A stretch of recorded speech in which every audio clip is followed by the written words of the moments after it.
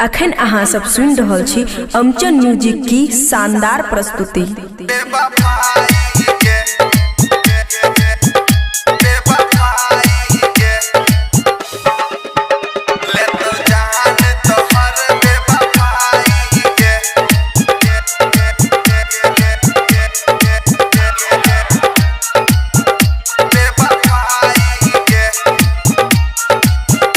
Recording studio बलुआहा। गेले जिंदगी में अगिया लगाई गे गेले जिंदगी में अगिया लगाई गे ले तो जान तोहर बेवफाई गे सजल रहो तोर से नूरा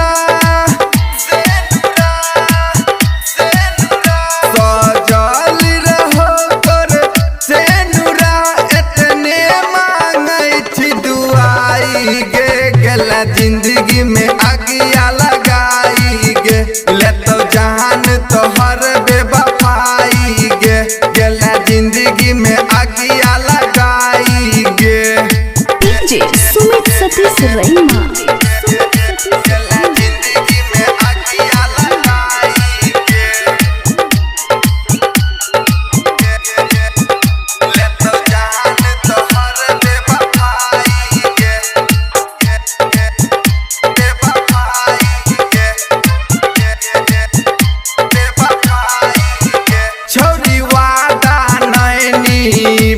ही गे झूठे कसम तू खेल ही गे खुश रही है जान सातो जन्म घर दोसर के बसल ही गे ससुराल जाए से पहले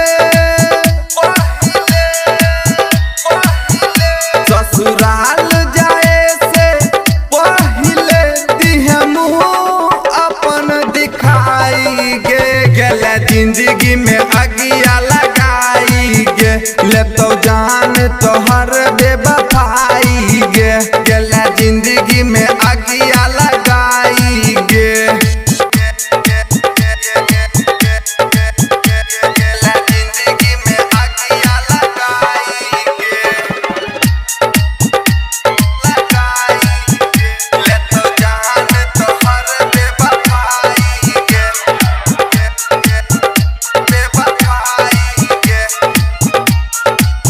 रिकॉर्डिंग स्टूडियो बलुआहा। लुट गलियो तोरा प्यार में साथ छोड़ ले तू मझधार में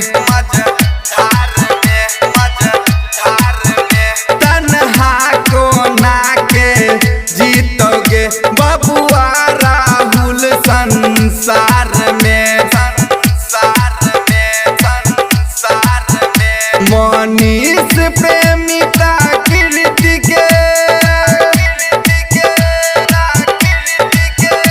मनीष प्रेमी प्रकृति के दिहले जखम जगाई गे गेले जिंदगी में अगिया लगाई गे ले तो जान तोहर बेवफाई गे गेले जिंदगी में अगिया लगाई गे।